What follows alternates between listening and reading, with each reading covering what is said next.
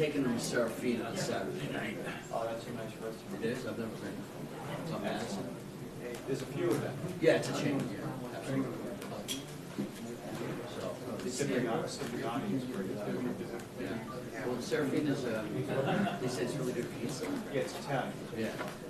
Well, she and Liz's house, so they're getting one free night stay at my house. And then One free another night free night stay? at her house. You're She has a considering night it at that that way? way called the Roosevelt Suite. Sits in Murray Hills and getting free. Unbelievable.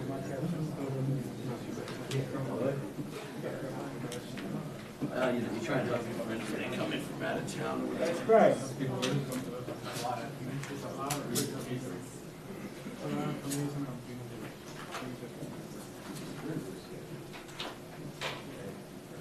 You got a good shot of Trump. Best thing was your picture. Trump at the hotel. At the 56th Street. Trump Tower. Yeah, that was yours. It seemed like it was really fast. The first time when he came, the night before. The night before. It's fast, right? Yeah. Because I said, big night was there. All we saw was the back of his head. That's the only picture I saw. You could tell it was him. There. You got one who was like this? I got that. You got that. Corrupt.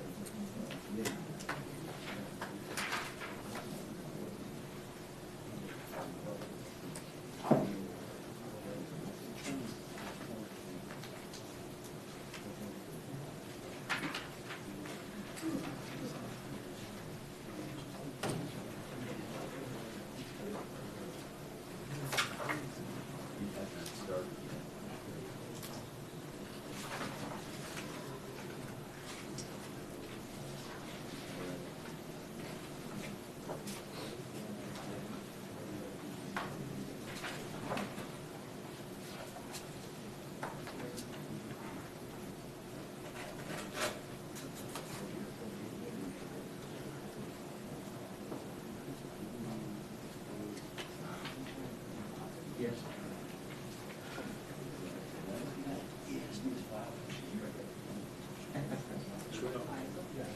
Not surprised. Okay, everybody? All set? You got everything else? Yeah.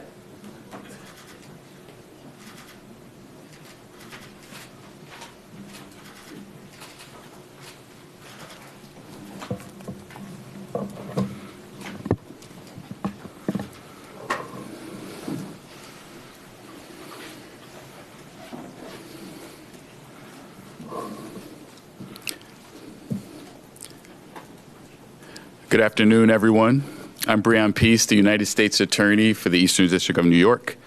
Today, we are announcing 3 impactful cases from my office in our nation's fight against the People's Republic of China's transnational repression activities.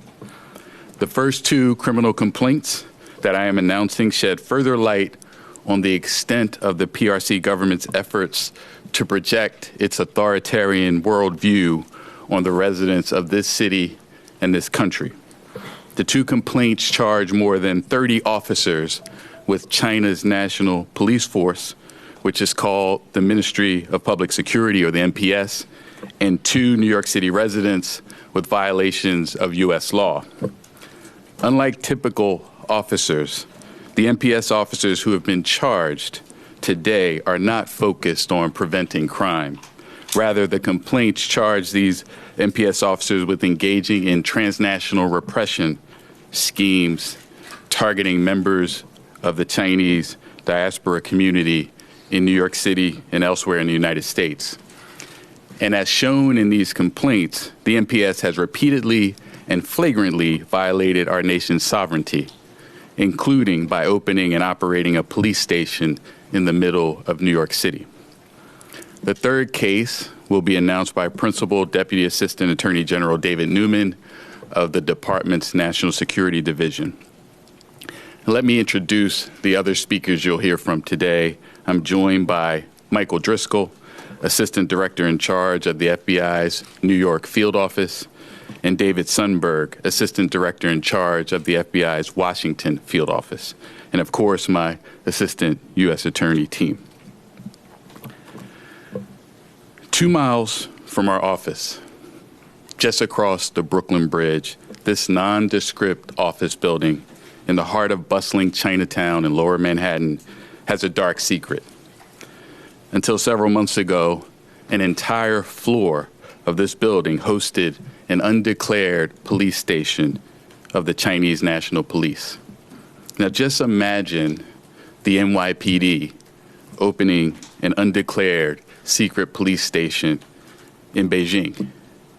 It would be unthinkable. Here's what we know happened inside the secret police station in Lower Manhattan. At the very least, the station was providing some government services, like helping Chinese citizens renew their Chinese driver's licenses. But to do even that, the law requires that individuals like the defendants who act as agents of a foreign government give prior notice to the Attorney General before setting up shop in New York City. That didn't happen. More troubling, though, is the fact that the secret police station appears to have had a more sinister use. On at least one occasion, an official with the Chinese National Police directed one of the defendants, a U.S. citizen who worked at the secret police station, to help locate a pro-democracy activist of Chinese descent living in California. In other words, the Chinese National Police appear to have been using the station to track a U.S. resident on U.S. soil. The 2 defendants whose arrests we're announcing today destroyed evidence of their communications with the Chinese National Police when they learned of the FBI's investigation. These 2 defendants knew they had something to hide, and they obstructed justice in an attempt to prevent the FBI from learning the full extent of what they were up to. Before I go through the evidence in more detail, I'd like to say how proud I am of our office and the New York Field Office of the FBI, as we are the first law enforcement partners in the world to make arrests in connection with the Chinese government's overseas police stations. Now, the defendants, Liu Jianwang and Chen Jinping, were arrested earlier this morning at their homes in New York City. As alleged, the defendants worked together to establish an overseas police station in Manhattan's Chinatown on behalf of the Fuzhou branch of the Chinese government's National Police Force, the MPS. These defendants did China's bidding in secret while acting under the direction and control of an MPS official in China.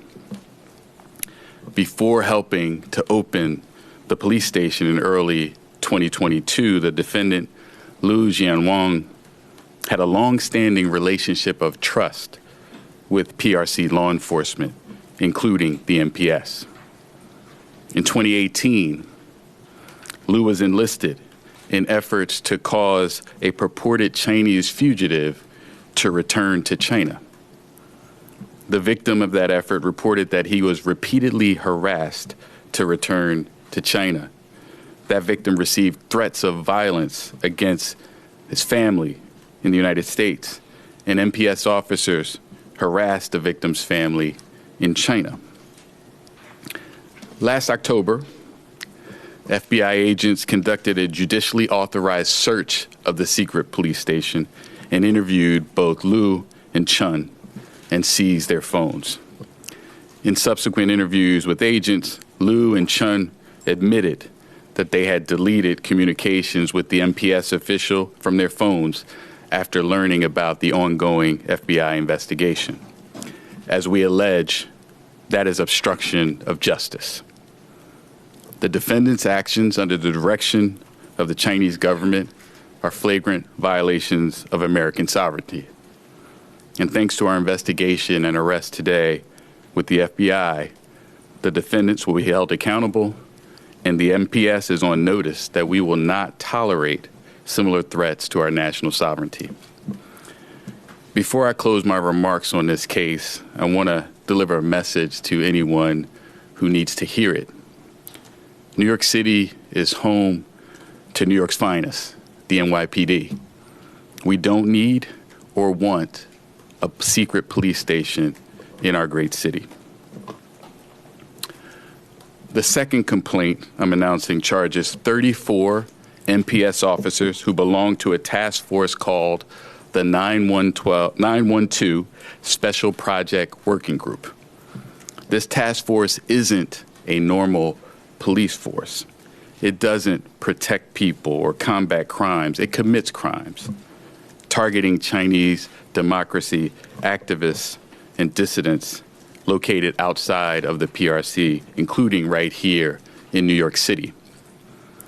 This task force operates as an internet troll farm, creating thousands of fake online personas, which they use in a coordinated plot to harass, disparage, and threaten dissidents and activists throughout the world. People who the PRC perceives as threats to the legitimacy of the Chinese Communist Party. One way that these MPS officers harassed Chinese dissidents was by repeatedly causing their meetings on U.S. technology platforms to be interfered with. For example, in an online video conference on the topic of countering communism, task force officers flooded the video conference and drowned out the meeting with loud music and vulgar screams and threats directed at Chinese dissidents. In crashing and disrupting these online meetings, the MPS subjected Chinese dissidents living here in the United States to the authoritarian rule of the PRC. That is unacceptable. And in addition to threatening and harassing Chinese dissidents, the MPS officers used their fake online personas to spread official Chinese government propaganda and narratives to counter and overwhelm the dissidents' pro-democracy speech. The MPS officers on the task force also used their fake online personas to spread disinformation. Among other items, the official PRC disinformation suggested the weakness of U.S. democracy and foreign policy, sought to sow political divisions in U.S. national elections, and conveyed conspiracy theories regarding the U.S. government's alleged responsibility for the origins of the COVID-19 pandemic. As a result of our investigation, the world now has a unique, never-before-seen view of how the PRC government deployed this army of internet trolls. We cannot and will not tolerate the Chinese government's persecution of pro-democracy activists who have sought refuge in this country. And let this prosecution serve as a warning that we remain resolved and steadfast to fight against any efforts by the Chinese Communist Party to oppress and intimidate our residents. I'd like to take a moment just to praise the work of my office's National Security and Cybercrime Section, which has long been a national leader in successfully prosecuting counterintelligence threats with a focus on hostile foreign state actors such as the PRC and Russia. And I also want to acknowledge and thank my outstanding team, Assistant United States Attorneys Alexander Solomon, Nick Moscow, Ian Richardson, Jessica Weigel, and Antoinette Rangel, and litigation analysts Benjamin Richmond and Mary Claire McMahon. I also want to thank trial attorney Scott Claffey from the National Security Division and FBI agents Joseph Hugdahl, Amy Turner, Belinda Lee, Robbie Markham, Jason Moritz, Carrie Crossmore, Michael Joyner, Jillian Saladay, and John Ferraraccio for their truly exemplary work on these cases. Now, the allegations you just heard sort of pull back the curtain on the PRC's audacious and illegal attempts to harass dissidents and stifle free speech in our country. And today's charges send a crystal clear response to the PRC that we are on to you. We know what you're doing, and we will stop it from happening in the United States of America. And I want to emphasize this for the members of our Chinese diaspora community living in the Eastern District of New York and elsewhere in our country, those folks who are potential targets of PRC-directed harassment, intimidation, and spying. My office and our law enforcement partners are here to protect you and your rights, and no foreign country will stop us from doing that. I will now call up Principal Deputy Assistant Attorney General David Newman of the National Security Division to explain the details of and answer any questions regarding the third criminal complaint from my office from which I am recused.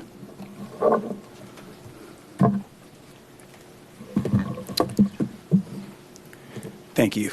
I'm David Newman, the Principal Deputy Assistant Attorney General for National Security at the Department of Justice. Assistant Attorney General Matt Olson is attending to other matters in Washington today, could not be with us. I'd like to extend my thanks to U.S. Attorney Peace, to Assistant Director Driscoll, and Assistant Director Sundberg for welcoming me in his stead to address these cases. The trio of cases announced today details how the People's Republic of China, through its Ministry of Public Security, has engaged in a multi-front campaign to extend the reach and impacts of its authoritarian system into the United States and elsewhere around the world. It shows the PRC's efforts to globalize the oppressive tactics used domestically in China to silence dissent. Authoritarianism is a threat to democracy anywhere. The efforts of government of the PRC to export authoritarian methods to stifle free expression in the United States is a threat to America's democracy that we will not abide. Today's arrests and disruptions show that the Department of Justice is committed to using the rule of law to hold accountable authoritarian state actors who seek to threaten the integrity of American public discourse and the right to free expression that underpins our nation's values.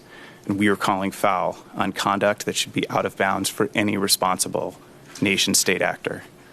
The NPS is seen as the Chinese government's principal national police authority, but the actual role of the NPS, as you just heard, is broader, extending to intelligence and national security operations far beyond China's borders, including the illicit transnational repression schemes that are the target of today's three actions. Across these cases, the multidimensional nature of the PRC's transnational repression playbook have played out in the charges we allege today. First, in the case you just heard, in the physical sense, the NPS established a concrete outpost, an off-books police station right here in New York City, to to monitor and intimidate dissidents and other critics of the PRC within one of the United States' most vibrant diaspora communities. The complaint alleges that on behalf of the MPS, 2 New Yorkers opened and operated that so-called police station starting in February 2022. Next, in the virtual sense, the threat from the PRC manifested as its agents and operatives sought to interfere with online gatherings, online organizing, and other social media critiques of the PRC regime, going so far as to conspire with an employee of a U.S.-based technology company to compromise the privacy of online virtual meetings, which were being used by attendees as a modern-day means of public protest and the exercise of freedom of assembly. This fact pattern, in the case I am announcing, underscores the insider threat risk facing any U.S. company that does business in China and has employees based in China. In the second complaint just unsealed, we have charged 34 defendants with conspiring to harass and threaten U.S.-based critics of the PRC regime. The 34 defendants are MPS officers who are members of the 912 Special Project Working Group. The group's officers post, monitor, and update content on various social media platforms that mirror and amplify the PRC-approved public messaging. Using false names, these fake accounts disseminate and amplify messages to manipulate public perception in favor of the PRC and to undermine and discredit perceived adversaries of the PRC, including the United States, as well as democracy generally. The MPS also uses these accounts to extend the PRC's reach, both online and off, in order to intimidate specific critics and dissidents. To that end, a third complaint unsealed today, the one I am announcing, amends and builds on prior complaints out of the Eastern District of New York and lays out how MPS officers targeted participants in virtual convenings hosted on the platform of a U.S. communications technology company. Participants included Chinese dissidents and critics of the regime based in the United States and around the world. As described in the amended complaint, the actions of the MPS officers had a chilling effect on meeting participants, some of whom had fled the PRC and knew the PRC was likely monitoring them from abroad. The complaint in that case also alleges that the MPS worked closely with another defendant to censor speech on the U.S. technology company's platform, including speech taking place here in the United States. As announced when the original complaint was filed in December 2020, that defendant was an employee of the U.S. technology company who was working at the time in China. We allege that the defendant removed content critical of the PRC, fabricated evidence of the terms of service violations in order to end virtual meetings critical of the PRC, and suspended and canceled user accounts that were critical of the PRC. Whether through these physical or virtual means, these crimes created real effects for victims in the United States, victims whose rights the Department of Justice is committed to protecting. As the National Security Division, my division, continues to pursue its strategy of countering nation-state threats, we want to emphasize that our efforts, including today's cases, are directed against the illicit actions of the PRC government and its agents, not the Chinese people, not the Chinese diaspora community in the United States, and not Americans of Chinese descent. In our work in this space, we have seen that victims of transnational repression in the United States are too often individuals who came to the United States precisely to benefit from the added protections that our Constitution and our laws provide against authoritarianism and tyranny. In the United States of America, the law protects all of us in the peaceful expression of our opinions, our beliefs, and our ideas. And in America, the law protects all of us equally from persecution, violence, and threats of violence. As authoritarian governments, whether the PRC, Russia, Iran, or others, become more brazen in their efforts to trample the rights and liberties that are the bedrock of our democracy, the Department of Justice will redouble its efforts to defend our democracy, our democratic institutions, and our sovereignty. I'll add my congratulations to the Federal Bureau of Investigation, to U.S. Attorney Peace's team in the Eastern District of New York, and our colleagues in the National Security Division for their unflagging and continuing efforts to defend democracy from nation-state threats, regardless of where they originate. Thank you.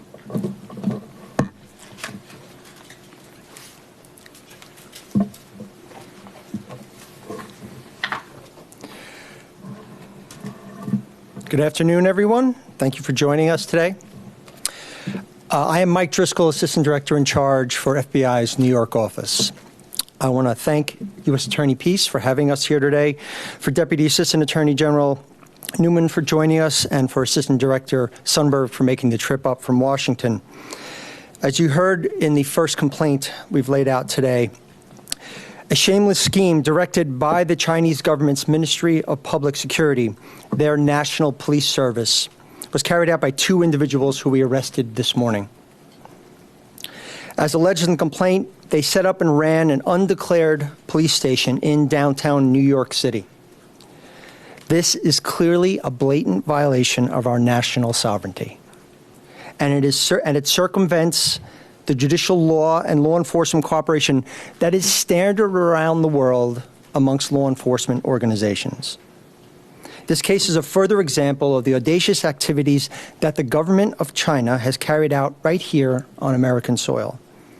Just last year, in this same district, we announced charges in another repression case, where individuals operating on the behest of the Chinese government targeted a U.S. congressional candidate, an American citizen and a military veteran who had protested the Chinese government's abuses at Tiananmen Square. And this was an attempt to disrupt his campaign. I want to be clear that the individuals arrested today were working at the direction of the Chinese government. Not only was the police station set up on the order of MPS officials, but members of the Chinese consulate in New York even paid a visit to it after it opened. It is our belief that the ultimate purpose of this illegal police station was not to protect and serve, but rather silence, harass, and threaten individuals here in the United States, and particularly those expressing views contrary to the Chinese government. The charged individuals used a New York-based nonprofit to set up the station, claiming their purpose was to serve the people of Chinese descent with things like driver's license renewals. But only a month after opening, their MPS contact directed them to hunt down a pro-democracy Chinese dissident living in California. Upon learning of the FBI's investigation into the police station, the defendants erased their communications to conceal their activities. The FBI is unwavering in our mission to protect the American people and uphold our Constitution and the freedoms enshrined in it. Anyone working on behalf of a hostile foreign nation to violate our national security and freedoms from within our borders will be held accountable. I want to urge anyone who's been targeted or approached by the Chinese government or by any other authoritarian regime to come to us for help. We want to hear from you. You can report this information to your local field office or reach out to us online at tips.fbi.gov. I want to thank those who helped make this case possible, our colleagues through the international intelligence and law enforcement communities who we always work closely with on these type of investigations, the Eastern District of New York, who clearly continues to be an outstanding partner on this issue, the New York City Police Department, which provided tremendous support, the members of our New York Field Office Counterintelligence Division, and in particular, I want to highlight the outstanding work by our case team, who are working so hard to bring this case. So thank you all for joining us today. And with that, I'm going to turn it over to Assistant Director in Charge, David Sundberg, from our Washington Field Office.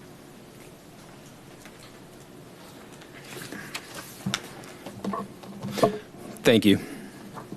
I'd like to thank Assistant Director in Charge Mike Driscoll, U.S. Attorney Peace, and Deputy Assistant Attorney General Newman for this opportunity. My name is David Sundberg. I'm the Assistant Director in Charge of the Washington Field Office of the FBI. The charges you've heard about today reveal a series of brazen criminal schemes directed by the Ministry of Public Security. One of the complaints unsealed today shows that 34 MPS officials have been charged with conducting a massive campaign to use social media to harass and threaten Chinese dissidents, amplify division among Americans, and undermine confidence in our democratic processes. The officers worked with Beijing's MPS Bureau and were assigned to an elite task force called the 912 Special Project Working Group. The purpose of the group is to target Chinese dissidents located throughout the world, including in the United States. They attempted to use far-reaching campaign to spread their narratives touching many aspects of American life, and they tried to recruit others to unwittingly participate in this harassment by disseminating propaganda of the Chinese government. Additionally, 10 individuals, including 6 MPS officials, have been charged for their role in helping the Chinese government censor and silence free speech of users of a U.S.-based tech company's platform. The Chinese Communist Party was attempting to censor politically sensitive topics that are unacceptable to the PRC government, including the Tiananmen Square massacre. All of these cases share a lot in common, including Chinese officials working for and at the direction of the Chinese government and targeting people here on U.S. soil through threats, harassment, intimidation, and malign influence.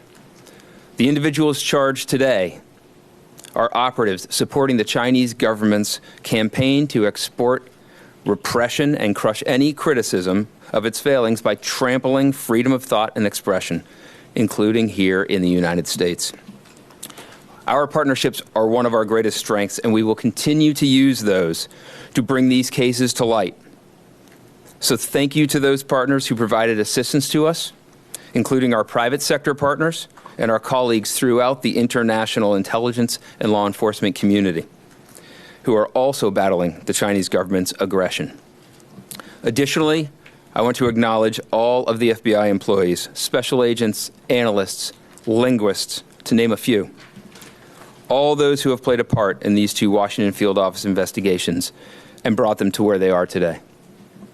At the FBI, we are focused on the actions of the Chinese Communist Party and its officers, not the Chinese people or those of Chinese descent. As these announcements demonstrate, Americans of Chinese descent are too often the victims of this aggression, and the FBI stands firmly with and for them. They do not face this threat alone.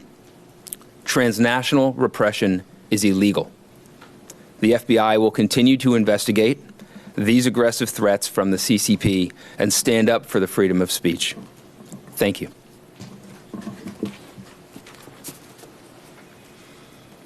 Question? I have a question. Pierre, sure. Can you give us a sense beyond the 2 men charged with operating the police station on East Broadway? How many people would be working at the office immediately? Were they collaborating with others to harass people within the United States? Our investigation is ongoing, so I cannot comment further on some of those issues. The complaint does note that there were co-conspirators involved, so we will continue to investigate this. Jonathan? Thanks. On the police station matter, was it just the one victim in California, or were there multiple victims allegedly targeted? And secondly, on the broader issue of the social media intimidation, this command group using a database of data mining, were they literally sucking up phone numbers and emails and other information to target and find out exactly who's in this country? Doing that, and we get a little explain what happens. So Jonathan, on the first question, as we note in the complaint, we have evidence relating to the attempt to locate one victim in California. The other thing is important to note that these defendants, in effect, deleted a bunch of information before FBI was able to access it. So our investigation is ongoing, but obviously they obstructed the investigation. So we have to continue to work to figure out the full extent of their activities here in the United States. With respect to the second question, I don't want to go beyond the complaint, but it's clear that this group was able to mine for information that would allow them to target people in the United States. Their focus was to deliver certain messaging that was decided upon by the Chinese National Police to do the things we described before, present disinformation, to sow discord, to challenge and undermine democracy. So this was an extensive operation, and I'm glad we were able to shed light on it. I don't know if you're able to share how you came to suspect that this police station might be operating in Chinatown, and then I'm sure this will probably be chilling for folks who live in similar communities throughout New York City. Any indication if there may be other similar police stations operating in New York City or other parts of the country at this point? I can't comment on that, and I can't get into our investigative techniques here. But again, great work by the FBI to uncover this, and we continue. Regarding the police station matter, I mean, this was called the police station. Did they do any other things that one might traditionally associate with a police station? Were they out patrolling their community, doing sort of like looking for dissidents on the streets, like visiting businesses, or was this was it more operations like trying to find the guy in California? Again, our investigation is continuing on this, and the fact that we didn't have access to certain information from the two defendants has posed an impediment for now, but we continue. So I think the full extent of the activity of the individuals involved with the police station is still under review and investigation.